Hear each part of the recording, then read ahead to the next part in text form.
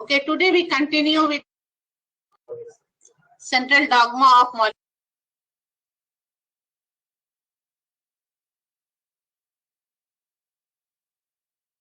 As we know, DNA is first, then it is the information DNA will be transcribed in it. We have seen the different types of RNA, the mRNA, the rRNA, and the transcription class.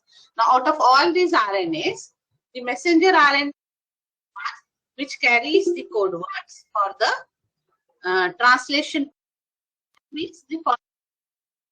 So we have got the central dogma of molecular genetics as replication, transcription, and to deal with the protein synthesis or the process of translation. These have been. They will all participate in the process of protein synthesis.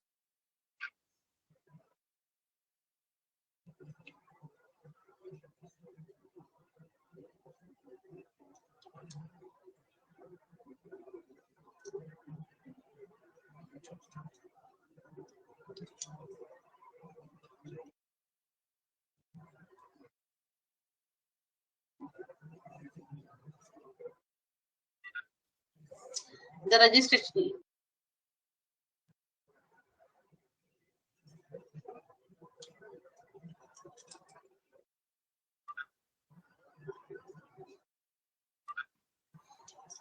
Okay, so we start with the process of protein synthesis. Now, what are the different components required? Of course, building blocks, that is the first requirement for the synthesis of acids from. The amino acids can be obtained or through protein digestion, or whenever the proteins are degraded in the body itself. You must always that in the body, proteins are always in a state of dynamic turnover. Means new proteins are synthesized from the amino acid pool.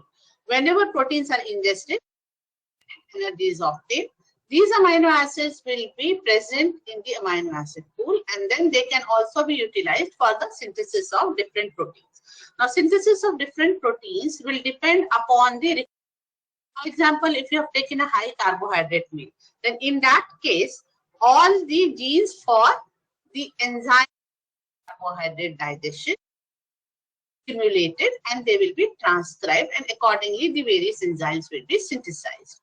Once the function of a protein or an enzyme is over, degraded, and the amino acid pool will once again be. So in this way, thousands and thousands of proteins can be synthesized at any one given time. So we have got sources of amino acids. Then secondly, the transfer RNA. Now transfer RNA has got an function. It acts like an electrical adapter which converts the direct current. It has got a structure. I will come to it later on, and how adapter.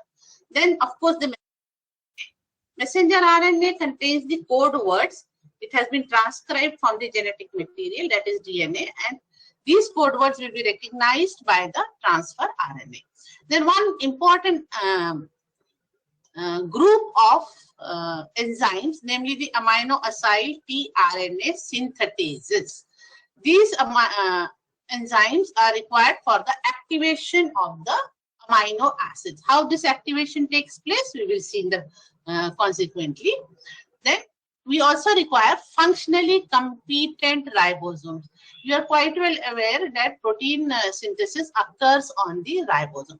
Here briefly we are going to see the structure of the prokaryotic and the eukaryotic ribosome. Now this is the structure of a prokaryotic or bacterial ribosome. It can be cleaved or separated into units.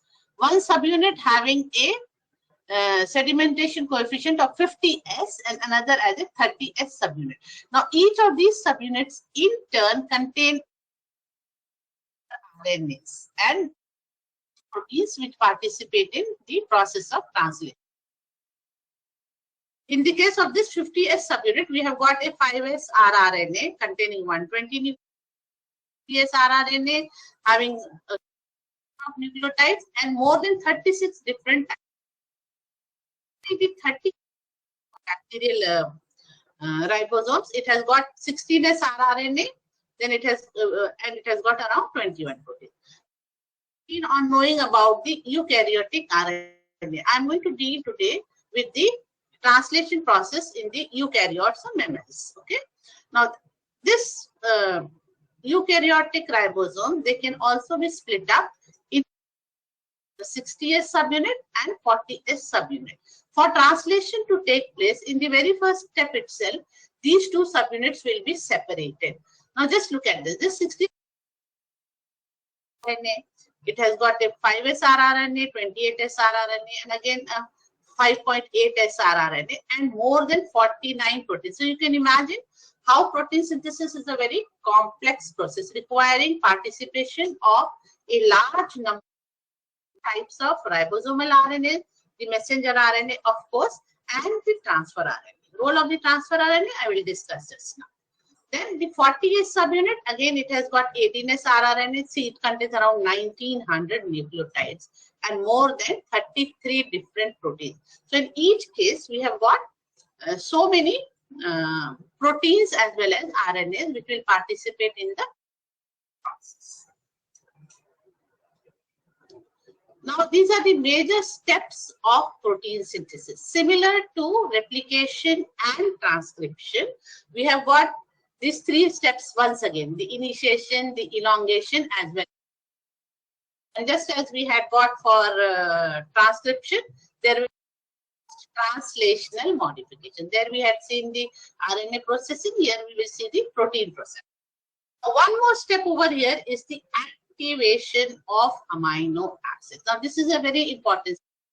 As I told you, the amino acids in a pool. They are present in a pool as simple amino acids. Now, these amino acids, before they rise for protein synthesis, they have activated. How the activation will take place?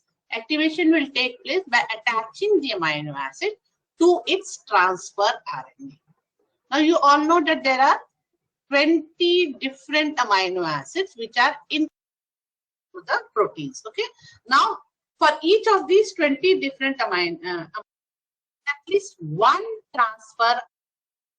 Now, if you remember the degeneracy of the genetic code, some of the amino acids, they have got more than one codon. Therefore, they may require more than one RNA as well.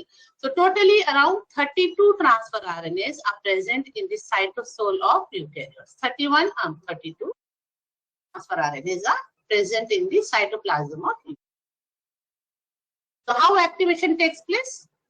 This is the acid amino group, a carboxyl group. Now, in the presence of amino acyl tRNA, now again, for every amino acid, then this amino acid is say glycine, it will be tRNA synthetase. The arginine, it will be arginyl tRNA synthetase, so on and so forth. So we have got at least 20 amino acyl tRNA synthetases as well. Now, in this case, energy will be obtained by hydrolysis of ATP. Please note, ATP will be cleaved off and the pyrophosphate molecule will be released. Now, what we get here is an activated amino acyl enzyme complex. Right? Then AMP, PPI has already been released. So AMP will be added. So enzyme, AMP, and the amino acid. The amino acyl AMP enzyme. Now, once this complex is formed, it becomes active. Because of the activity of this enzyme, in the second phase, the amino acid will now be transferred to its respective. As I told you, we have got one tRNA for each of the 20 amino acids. So now this will be attached to its respective transfer RNA to get a transfer RNA like this. and AMP and the enzyme amino acyl tRNA synthesis, they will be released. So this way, in the first step of protein synthesis, the amino acids are activated. Okay. Now, as I had told you, what is the role of the transfer RNA? Okay, messenger RNA has got the code words. I had told you that transfer got an adapter function. Now, this is the general structure of it, and this is just for your revision. See, now this is the crime. If you remember the processing of rRNA and tRNA, I had told you that there is addition of a CCA at the 3' end of the transfer RNA. So this is called as the acceptor arm. This arm will attach the incoming amino acid. See this amino acid, it will be attached to the CCA end. It is called as the acceptor arm. Okay. Then opposite to this acceptor arm, we have got the anticodon arm. This anticodon arm, see this is the anticodon arm. It will recognize the code word that is present on the mRNA. Now one more thing which here, the code words on the messenger RNA, they are read in the 5' to 3' polarity. Just as we had seen for replication, for transfer, polarity is also 5' to 3'. So this will be a 5' to 3' polarity. You must note down this 5' to 3' polarity. Then the anticodon arm, obviously it has to be placed in the 3' to 5' position, right? So now you see, supposing this is the initiating codon. AUC is the codon. Then the anticodon, so it will be read in the 3' to 5' direction. This will be AU, UA, and this is complementary base pairing. So this is how the anticodon arm, which contains the anticodon, will recognize the codon on the messenger RNA. Please note, the transfer RNA is already in the active state. The amino acid is already attached to it. When it comes to the, it will come when this codon is recognized, then only this particular transfer RNA with its anticodon will be placed over this codon. Okay. Then we have got two other arms, that is the T-Cy-C arm. This is the pseudouridine arm.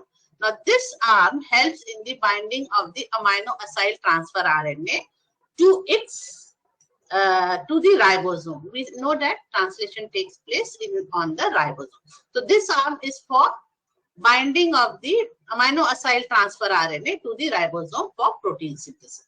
Then this D arm, which contains a dihydrouridine unusual base, it is responsible for attachment of the tRNA to its respective tRNA synthetase enzyme, so that the amino acid can bind to its respective transfer RNA. So we have got the 4 functions of the transfer RNA. Each arm, acceptor arm, anticodon arm, T-Cy-C arm, and D arm, which is used for recognition of a transfer RNA by its respective amino acyl tRNA.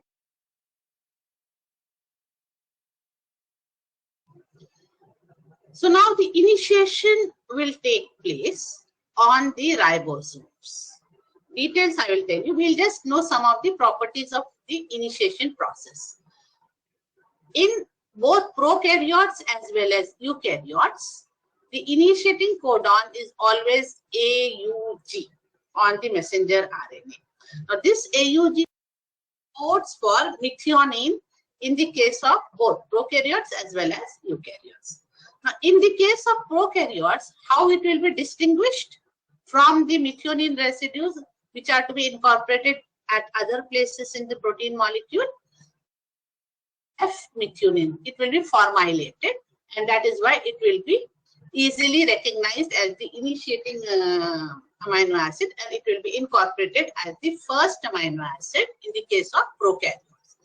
In the case of eukaryotes, methionine is the initiating codon. Now one question arises over here: how the transfer RNA or the reading frame will recognize the initiating codon, and how the there may be many AUG codons in the messenger RNA. Now, which will be the initiating codon? Usually, the initiating codon is the AUG codon, which is near 5' end of the messenger RNA, and that is one aspect. Secondly, now all the tRNAs are in the activated state. tRNA has got a methionine residue attached to it. Now, which methionine will come to the initiating position and which methionine will go to the interior positions of the protein that is to be synthesized. So, for that, we have got a very special feature. There is a special initiating transfer RNA, which is used for incorporation of the initiating methionine. And it is different from the transfer RNA methionine that is used for the. Just remember, we have got a special initiating transfer RNA with the methionine. The other transfer RNAs with methionine, they bring the methionine towards the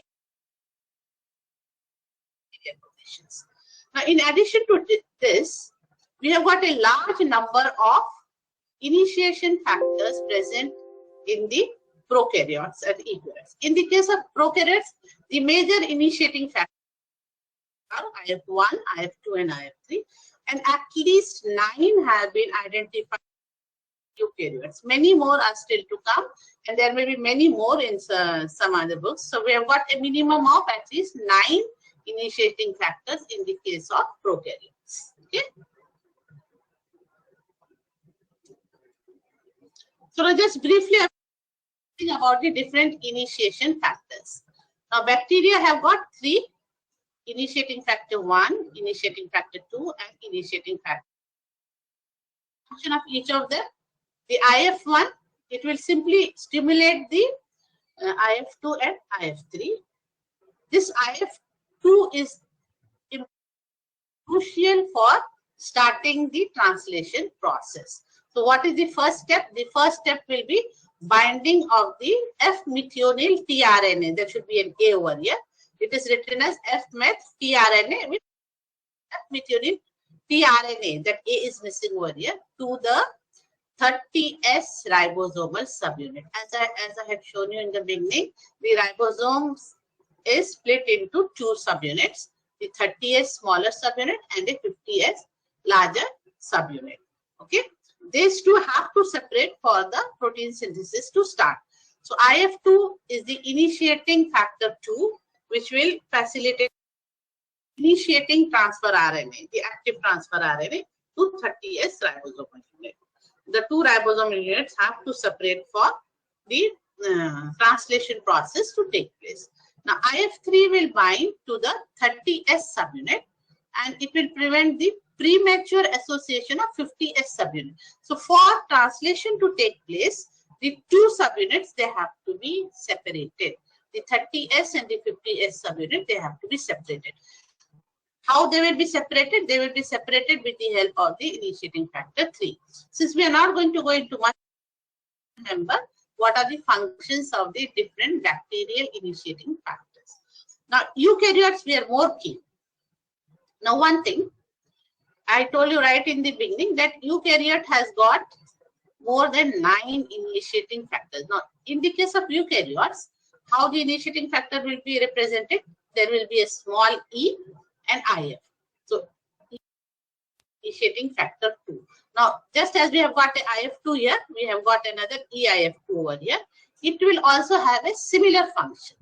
It will facilitate the binding of the initiating methionine transfer RNA. Now we know that this initiating transfer RNA is a distinct molecule from the other methionine transfer RNAs to the 40S ribosomal subunit. Now in the case of eukaryote, the 2 subunits, 40S and 60S, they will be separated. Okay. So they will be separated, and the initiating methionine transfer RNA, it will bind to the 40S ribosomal. Then we have got the initiating factor 3 and IF4C. These are the first factors which bind to the 40S subunit electron, and they will facilitate subsequent steps. Then we have got one more. This is called binding protein. Cap binding protein, it will bind to the 5' cap of the messenger RNA. Now, if you remember post-transcriptional modifications, we have seen that at the 5' end of the messenger RNA, there is a cap formation, which is made up of 7 methyl guanosine. So we have got a 7-methyl guanosine cap at the 5' end. So the cap binding protein will bind to the 5' cap of the messenger RNA, and it is responsible for bringing the messenger RNA to the ribosome. Then we have got additional initiating factors like IF4A, 4B, 4F. They bind to the messenger RNA. I will show it to you diagrammatically. They will all facilitate, what they will do? Facilitate the scanning of the messenger RNA. Now we know that there's a long messenger RNA molecule and it has got a number of codons. 5' to 3' end, it will start moving. Now the AUG codon, the initiating codon, has to be recognized. This recognition is helped by the presence of initiating factor. So the first AUG will be recognized, the initiating codon. Usually, this AUG will be the codon which is most proximal to the 5' end of the messenger RNA. But in addition to that, this AUG codon will be recognized by a specific nucleotide sequence, which is referred to as Kozak sequences. Okay. Now, suppose this is our initiating codon, A, U, and G. For this, the most preferred AUG or the initiating codon will be the one which has got a purine at the, now supposing this is our AUG, AUG codon at plus, this will be +1, +2, +3. At +4 position relative to the AUG, there should be presence of a purine. Yes, see, this is G. This is at the +4 position.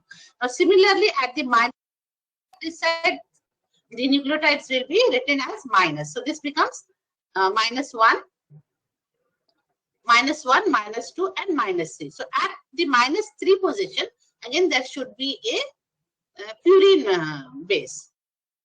So this purine base may be either at the, it may be either G or it may be A. A is preferred. Either of that is why there's a slash over here. Either A or G will be present as minus. So this is what I mentioned over here. Most preferred is the presence of a purine at -3.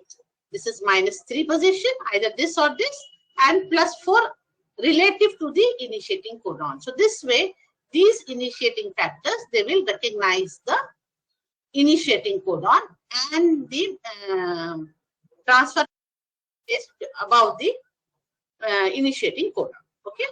Then we have another initiating factor, IF5. This IF5, it promotes the dissociation of many other factors later on in the process from the 40S subunit, and it will once again bring the 2 subunits together to form the initiating complex. Okay. Then IF6, it facilitates the inactive ATS to active 40S and 60S subunits. So now how the formation of initiation complex takes place? 5 major steps. Dissociation of the ribosomal subunits. In the case of eukaryotes, it will be 40S and 60S subunit. A ternary complex made up of transfer RNA and the initiating factors. Then formation of a 43S pre-initiation complex, a 48S initiation complex, and an 80S initiation complex, the complete initiation complex. Now diagrammatically, and I will explain it to you. Now what is the first step? There will be dissociation of the 2 subunits. See, this is our 80S subunit. As soon as factors bind 1, 3, 1A, and 5, they all bind here. The 40S subunit and the 60S subunit, they have been separated. So these 2 are separated. Okay, that is one aspect. The second aspect is formation of a ternary complex. Now, how this ternary complex forms? The initiating factor, if you remember, I had told you right in the beginning, it is 2. So initiating factor 2B will be initiating factor 2 will attach to initiating factor 2B, and together they will bind a GTP molecule over here. Okay. Once GTP molecule is bound over here, the 2B factor, it will be released, and the initiating factor 2 and GTP, this black dot is the GTP, they will be attached to our active initiating methionine transfer RNA. This is our activated transfer RNA. which has been activated by attaching the methionine transfer RNA and the methionine to it. So now we have got this methionine containing the methionine bound to it, factor 2 and a. So now we have got a ternary complex like this. Okay. Now this ternary complex will now come and it will be placed in the 40S ribosomal unit along with another molecule of 1A. So now we have got this kind of a complex. This is the ribosome 40S subunit. These are the initiating factors, and now here we have got the activated ternary complex. This is our methionine transfer RNA with initiating factor 2 and a GTP molecule. So now we have got formation of a 43S pre-initiation complex. In the meantime, now we want the mRNA here because mRNA carries the codons. Now mRNA also has to be activated. This activation of mRNA, now this is again a very different and interesting aspect. Now this is our messenger RNA. So this is our cap site, the 5' site. This is our poly A tail site. Okay. Now somewhere in between we have got this initiating codon. So place in the presence of ATP, of course energy is required over here. There will be binding of the initiating factor 4F. 4F in turn is made up of 4E, 4G and 4A. Okay. So it's a complicated process. You just remember initiating factor 4F, protein PAB is poly A binding protein, means it can bind to the poly A tail of the messenger RNAs on the 3' side. So now we have got a cap binding protein here. 4F will bind to the cap site, that is 5' end of messenger RNA, and poly A tail binding protein will bind to this. Now once these two in place, the messenger RNA is further protected from exonucleate attack. Now another factor comes in. This is 4B. 4B will come, and with the hydrolysis of ATP, this is now activated. Now this activated messenger RNA will now be placed into the 40S ribosomal. Now see, this messenger RNA is now placed here. It has now this complex contains and 43S messenger RNA and 43S ribosomal RNA together will form the 48S initiation complex. Clear? Now this 48S initiation complex. Now you see, this is the messenger RNA. Now what is the next step? The messenger RNA and the transfer RNA. Now this transfer RNA has got the anticodon, so it should be placed below the initiating codon. How this will be done? There will be a scanning of the messenger RNA. An ATP dependent scanning of the messenger RNA will be carried out with the help of the cap binding proteins over here, and the AUG codon will be placed exactly above the initiating transfer RNA. So this way, now we have got the initiating codon and the initiating transfer RNA. Okay. So now our initiating factor 2 and all the other initiating factors, they are still bound to this complex. Then we have another initiating factor 5B. Okay. Now with the help of this, the take place, GTP hydrolysis will take place, and the initiating 2 will be liberated. The phosphate will be liberated. All the other factors 5, 1 and all be liberated. And once again, the 60S subunit. You remember in the beginning, ATS was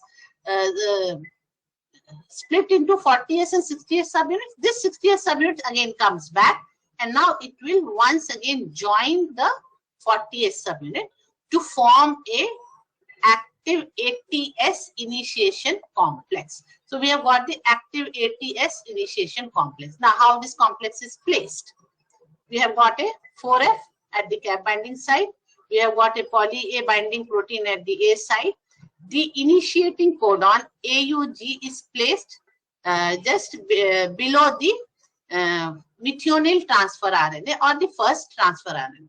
Not only the initiating codon, all other codons similarly will be recognized, and each of the active transfer RNAs will just be placed below the codon words. So now one more thing I want to tell you. Hypothetically, there are 3 sites present in the ribosome unit. Now the site to which the transfer RNA binds and the growing chain binds is called as the P site or peptidal binding site. So the initiating codon is now in the peptidal binding site over here. Then there is another site next to it which is called the A site. Now A site is for amino acyl site, that is, it is for the incoming amino acid. Okay, the next amino acid, the transfer RNA which codes bearing the next amino acid will be bound to the A site. Then we have got another site, the E site or the exit site. This E site or the exit site is where the, supposing now this methionine amino acid will come here, so methionine will bind to the second amino acid and form the peptide bond. So in that case, this empty transfer RNA will now go to the exit site and it will be eliminated. Okay, so with this we have seen the ATS or ATS complex. So this whole process you have to write down when you are asked to write the formation of the initiation complex. Now these 2 initiating factors, they can again be recycled. Okay, they are never lost, they can again be recycled like this. And now the whole initiating complex will go for the next step of protein synthesis, that is the elongation process. So now again elongation, what happens in the elongation? These are the steps which I have written, and then I will show you the diagrammatic presentation. Okay, once you know what are the different steps, we will I'll explain it. So first step will be the binding of the amino acyl tRNA to the A site. We have seen what is the A site. Okay, now how it will be done? The amino acyl tRNA will be bound of GTP to GTP. There will be formation of a peptide bond, the initiating amino acid which is present on the P site and the second amino acid which is present on the A site. There will be formation of a peptide bond between these 2 amino acids. Now this peptide bond is carried out by an enzyme, peptidyl transferase. Now one interesting factor which I wanted to stress here is this peptidyl transferase is a component of the 28S RNA of the ribosome. Now here what we say that the rRNA or the ribosomal RNA has got an enzymatic activity. Peptidyl part RNA of the 60S ribosomal unit, and this activity which is ingrained in the ribosome is called as ribozyme activity. So now we have got, which I had told you in my previous class, RNA also has got enzymatic function. So ribosomal RNA, peptidyl transferase function is there, and the peptide bond can be formed. Once the peptide bond is formed, there will be a translocation. The whole of the ribosome will move a distance of 1 codon from the M end or the M end to the 3' end of the messenger RNA. Now, what are the factors required here? The factors required here are the elongation factor 2 and GTP. So they will transfer the newly formed peptidyl transfer RNA from A site to the MTP site. Now A site will once again be free to bind the next incoming amino acyl tRNA. This process requires this of GTP. Now this, after reading this, you may feel a little complicated. I will show you the actual process now diagrammatically. Okay, you will see how it is done. Now, this diagram for the elongation. Now look here. This is our P site. On the P site, the peptidyl transfer RNA. Now this is a growing chain. I have shown more amino acids over here. This was our initiating transfer RNA. Supposing we have got a number of amino acids already added here. Now this is an example. Now this is our A site. A site where the amino acyl transfer RNA has to add. This is our exit site. Now what will happen? On the P side, we have got the growing nascent polypeptide chain. Hello? Hello?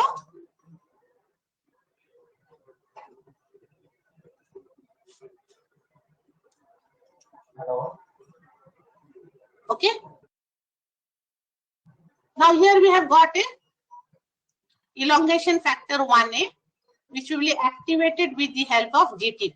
So elongation factor 1A and GTP will bind together, and this next transfer RNA bearing the amino acid. Now this is our amino acid, N+1 amino acid, which will recognize the N+1 codon over it. This is just a diagrammatic representation. So now we have got this activated RNA with GTP bound to it. Now this transfer RNA will now bind to the A site. Okay. Now it binds to the A site. This is our A site containing this active transfer RNA. Now what will happen?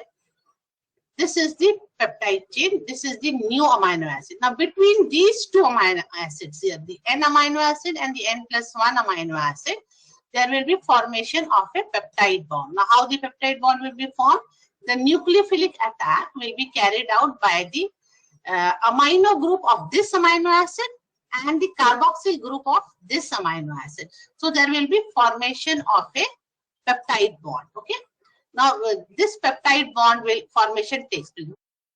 Bond takes place. What is the enzyme used? A peptidyl transferase. So peptide bond takes place. What will happen? The whole of this growing peptide chain, it will now move here because this peptide bond has formed here on the A site. This is the new amino acid. This is the previous amino acid. So now peptide bond formation has taken place here. And on the A site, we have got this peptidyl transfer RNA. And the P site is now empty. Now what happens to the transfer RNA? This transfer RNA will go. The peptidyl transfer RNA, which was here, now whole of it has been transferred to the A site. The transfer RNA which bore this whole growing chain will now move out through the exit site. Okay, it will attach itself to the exit site and it will be removed. So now we have got this peptidyl transfer RNA on the A site. Now here comes the elongation, here comes the translocation step. GTP and elongation together will allow for the ribosomal unit to move a distance of one codon. Now you see how the ribosome was placed. We have got this N codon over B site. The N+1 codon is on the A side. Now once the whole of the ribosomal unit, it is now translocating. See now. This is now whole of this ribosome. It is now translocating towards this side, towards the 3' side. What will happen now? This complete growing peptide chain along with this transfer RNA, it will now be placed in the P site. And the A site is now placed over the next codon. What was the next codon here? I have shown you a stop codon. So the next codon here, and the E site will again be empty in the previous codon. Now what happens? Now here there is a stop codon. If there is no stop codon, if some other codon is there, a new amino acid will come here. Again this whole growing chain, there will be formation of a peptide bond between this chain and this amino acid and the next amino acid, and the whole chain will now, in the translocation step will take place, and the chain will go on elongating. So this is how the elongation takes place. Okay. First, binding to P site, formation of growing chain on the peptidyl transfer RNA site. Then in the A site, new amino acid will come. This new amino acid and the peptidyl transfer RNA, this peptide chain, there will be formation of the peptide bond. Once peptide bond is formed by peptidyl transferase, this chain will be transferred to the A site. Then the complete ribosomal unit will be translocated, and because of this translocation, the growing chain which was placed in the A by the P site, E site will be again free, or exit site will be again empty. Now once again the new amino acid can come here, whole chain can be transferred here and the elongation process will continue simultaneously. This transfer RNA will again move out through the exit site.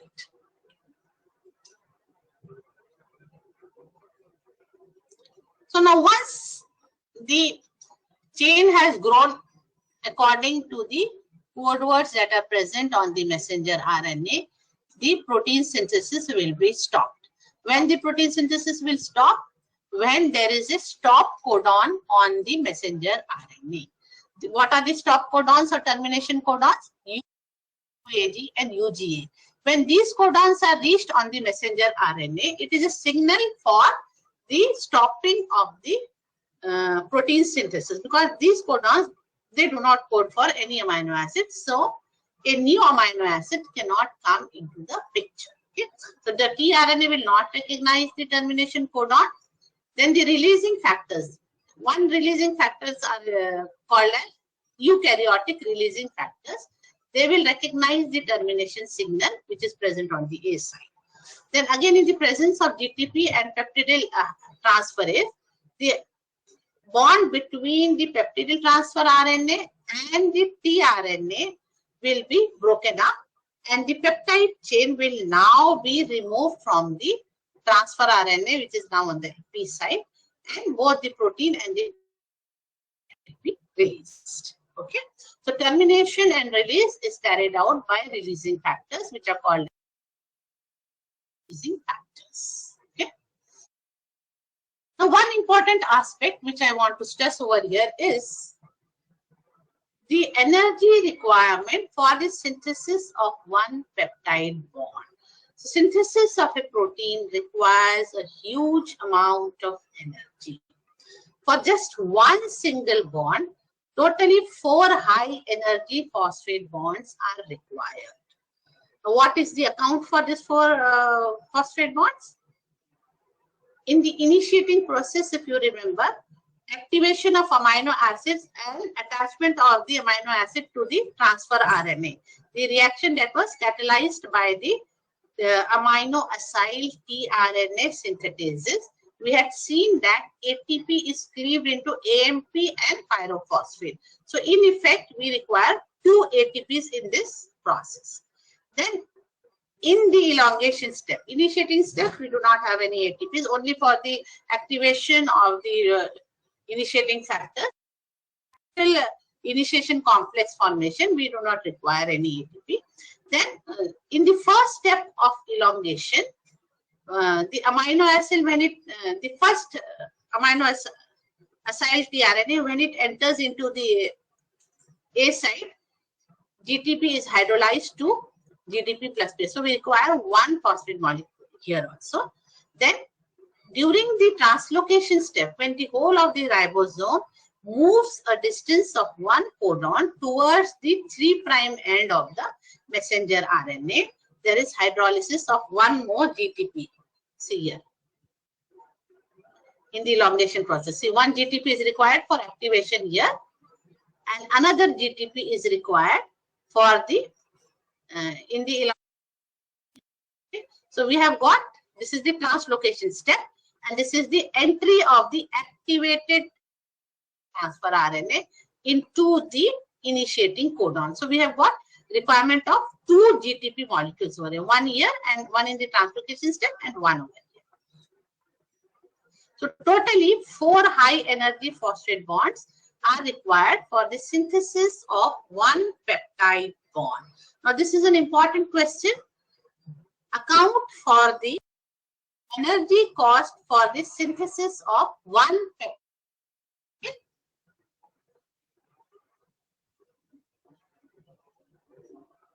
So with this, we complete the process of translation, that is formation of a polypeptide chain, utilizing the messenger RNA code words, the adapter function of the transfer RNA, as well as the enzymatic activity and the locations of the APA site on the ribosome. So all the 3 RNA, the mRNA, the tRNA, and the rRNA participate in the translation process together with the two subunits of the ribosomal transfer. Now, one more thing, if you remember, in the replication process as well as in the transcription process, transcription bubbles are formed, and both replication as well as transcription can take place simultaneously on their respective molecules. Similarly, messenger RNAs are very, very long. Okay? The ribosome will not wait that one, it will form translation, one ribosome moves the complete length of the messenger RNA, then the second one will come, then the third one will come. No. Since it is very long, in number of ribosomes can attach to the messenger or the other, and simultaneously this messenger RNA code words can be translated to form the protein. So on the messenger RNA, we may have a number of ribosomes attached to it. So this kind of a complex of one messenger RNA and number of ribosomes attached to it is referred to as a polysome or a polyribosome. Now this polyribosome particles can be free in the cytoplasm or they endoplasmic reticulum. When such polyribosomes are attached to the endoplasmic reticulum, we call it as the plasmic reticulum, RER. Smooth endoplasmic reticulum, there will be no polyribosomes attached. The rough endoplasmic reticulum will have the translating ribosomes attached to the endoplasmic reticulum. Okay. So this is one important aspect. What are the different types of polysome?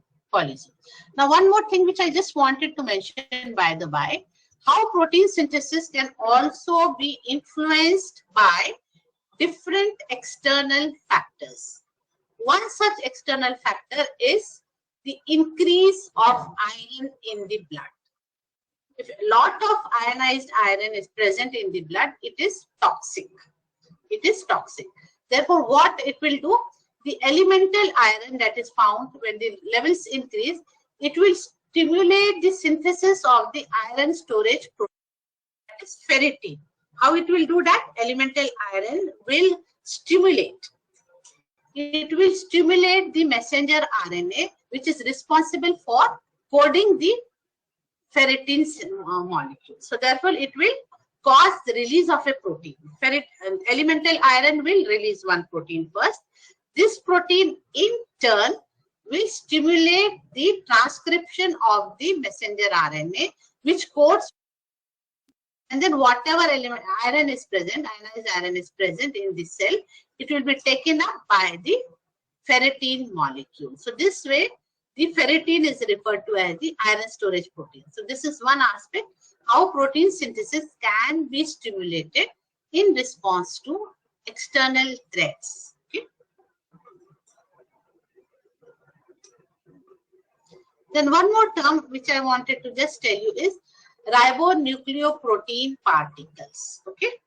Now, it is not necessary that every messenger RNA that is transcribed will immediately be converted into the protein. Okay. There may be some messenger RNAs which may not be translated at all. They may not form the protein, or they may form protein at a later date. Okay.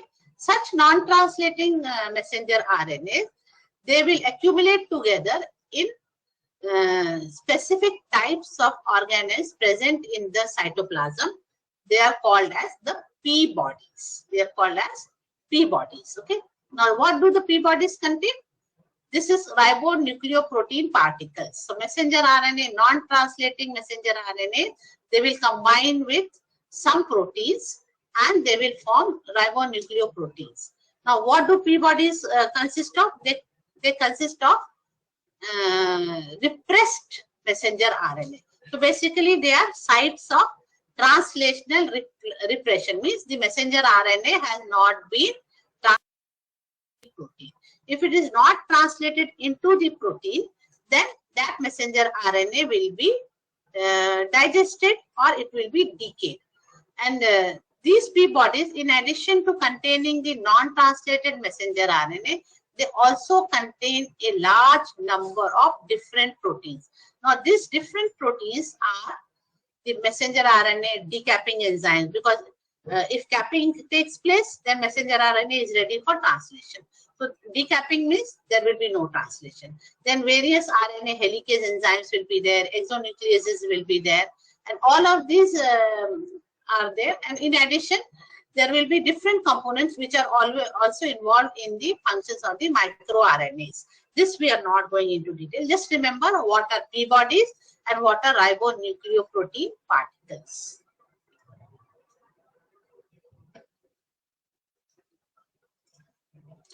Then we come to one more important aspect. I'm just giving you a few examples here. Just as we had seen post-transcriptional modifications, even the primary protein that is synthesized, it can undergo a number of post-translational modifications. One example is the formation of the inactive form of an enzyme called as the zymogen. These zymogens will undergo cleavage at specific points. Once the protein is synthesized and released, it can undergo cleavage at specific positions, resulting in the formation of an active enzyme. Some of the proteins, they can also undergo covalent modifications. For example, phosphorylation and dephosphorylation, we have seen in the case of glycogen metabolism, how the protein kinases, how glycogen synthase and glycogen phosphorylase, they can be activated and deactivated by the phosphorylation of the protein molecule. Now, phosphorylation usually occurs at the OH group of serine and threonine in the polypeptide chain. Similarly, many plasma membrane proteins, they can undergo glycosylation. There is addition of a oligosaccharide chain. Unless and until this oligosaccharide chain is added, the protein will not be activated. So protein glycosylation can also occur for activation of a protein, and at the same time, if hemoglobin is glycosylated, it will result in formation of the inactive protein. Then the process of hydroxylation. This we have studied already in detail in structure of collagen. The hydroxylation of proline and lysine to form hydroxyproline and hydroxylysine to give the compact tropocollagen structure. Okay, so collagen structure, we have seen an example of hydroxylation. Then one more, if you remember in the gluconeogenesis, biotin is required as a co-carboxylase, the vitamin biotin. So biotin will be an integral part of carboxylase to form an active protein molecule. Now, in addition to this, one classic example which comes to my mind here is the formation of the insulin molecule. Insulin is synthesized as a single long, which is called as a prohormone. Now, this prohormone will undergo folding. It will undergo folding to form interchain and intrachain disulfide linkages. So, formation of interchain and intrachain disulfide linkages is also a post-translational modification. So, the single chain will now be cleaved off and it will be trimmed further to form the active insulin hormone, which contains two chains containing 30 amino acids and 21 amino acids, two intrachain disulfide linkages, and one interchain disulfide linkage. So just remember, this is also a post-translational modification. There are several more examples which you can go through. Now we come to the final aspect of protein synthesis, namely the inhibitors of protein synthesis. One important inhibitor is the puromycin. Now, puromycin is a compound which is synthesized by Streptomyces elbownigae. It has got a structure which is similar to tyrosinyl transfer RNA. Instead of tyrosinyl transfer RNA, of tyrosine, puromycin can bind in its place to form a peptidyl puromycin. If peptidyl puromycin is incorporated into the translation process into the ribosome, the protein synthesis will be inhibited. So puromycin will inhibit protein synthesis on all the ribosomes. So one thing you must remember, whenever we talk about inhibitors of protein synthesis, you should be able to mention the mechanism as well. So pyrimycin has got a structure similar to tyrosinyl transfer RNA. It can form a peptidyl pyrimycin and it will inhibit the protein synthesis on all. Then a group of antibiotics, tetracyclines, they inhibit protein synthesis by blocking the A site on the ribosomes. Okay, so when the A site is blocked, the incoming amino acyl transfer RNA, it cannot come in and this will be blocked prematurely. Tetracyclines act on the bacteria and therefore they will inhibit protein synthesis in the bacteria. Therefore, they can be used as bactericidal molecules or as antibiotics. Then another compound, chloramphenicol, it will decrease the protein synthesis only by bacterial ribosomes by blocking the complete peptidyl transfer from the P site to the A site. When the peptidyl transferase action will be stopped. Therefore, protein synthesis will be stopped in the case of bacteria. It, however, does not affect the protein synthesis in the eukaryotes. Hence, it can be used as an antibiotic. Now, this is one compound which is a poison, which is poisonous, cycloheximide. Cycloheximide also blocks peptidyl transfer in the 80S eukaryotic ribosomes, but not in the 70S bacterial ribosomes. So, it is toxic to human beings. The streptomycin is a basic trisaccharide which will cause a misreading of the complete genetic code in the bacteria at very low concentrations, and it will inhibit the initiation of protein synthesis at high concentration in the bacteria itself. Therefore, it is a very good antibiotic. Then another compound, diphtheria toxin. This diphtheria toxin is an exotoxin which is secreted by the Corynebacterium diphtheria, and it is infected with a specific lysogenic phase. Now, what this diphtheria toxin will do? It will catalyze the ADP ribosylation of a modified histidine molecule. Modified histidine molecule, that is diphtamide, in the elongation factor 2 of eukaryotes. So, ADP ribosylation of modified histidine in elongation factor 2. Therefore, this diphtheria toxin is toxic to human beings. Okay. So now we know why diphtheria toxin is toxic. Then similarly, there is another. Now this ricin is secreted in castor beans. So these castor beans are therefore poisonous to human beings. It is an extremely toxic protein and it can inactivate the 28S ribosomal RNA subunit of the eukaryote. Hence it is, that is why castor beans are toxic to human beings and other mammals. Now one thing we remember, chloromycetin and the macrolide class of antibiotics, they bind to the 23S rRNA and they will inhibit the formation. Okay. Now one important thing which I want to note over here is tetracyclines, linomycin, erythromycin, chloramphenicol. They do not interact with the eukaryotic ribosomes. Therefore, they are all non-toxic and they can be used for as antibiotics. Whereas puromycin and cycloheximide, they inhibit protein synthesis in the case of eukaryotes.